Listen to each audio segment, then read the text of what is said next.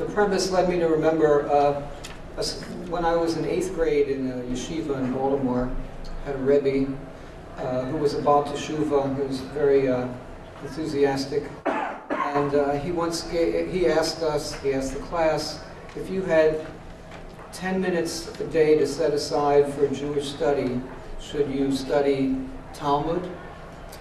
Should you study Chumash, the Bible? Should you study Shulchan Aruch, which is the laws? Or should you study Musar, which is harder to translate, but sort of ethical and religious behavior, sort of exhorting people, reproving people to be more pious. And I remember his answer was, you should study Musar, because then you would realize that you should spend more than 10 minutes a day in Jewish study. So I guess it was good because I remember it all these years later. And in some ways, I think the question Mark poses about $100 million is, immediately forces us to think about, start making choices already, The first question would be, how did I get all this money? But, it would be, should it be for universal things? Should it be for more particular areas? Should it be for Israel? Should it be domestic and for poverty? And so I think just the process of thinking about it is very instructive. I'm less interested with the focus and obsession for some about increasing our numbers as a people, and would focus more on deepening the identity and knowledge base of the Jewish community that we have. And in a way, I think the problems that we have are less about money. As an organized community, there's a great deal of focus about cost effectiveness and about the need to raise more money.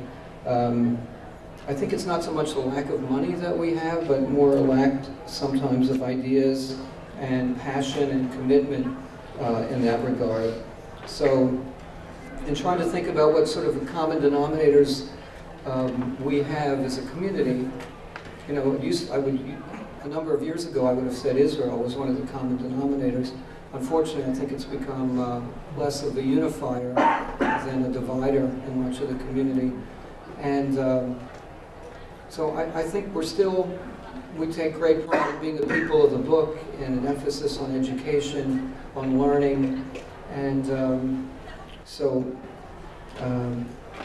I would put that emphasis on Jewish education, and whether it's helping to provide tuition relief for people who have children in day schools and can't afford to keep them there. I don't think it should be free, but I think there should be a lot more relief so that more people could benefit from it. And I honestly think this is not an ad, but I really think that Limud is kind of a role model to show that some of the areas that we focus on so much as a community, we really need to take a different step back and take a look. I mean, as I said, we care so much about funding. Limud is in Tom Friedman's language, is sort of a flat, it's created a flat world. It's about volunteerism, it's about people understanding an idea, and I think it's now in 19 countries, and it's really more of a grassroots, people up phenomenon rather than imposed by any organization or by a larger Jewish community. And I think you can see what you can do with a relatively small amount of money and getting people committed to it. So I think that would really be kind of a model for how funds could be spent for Jewish education.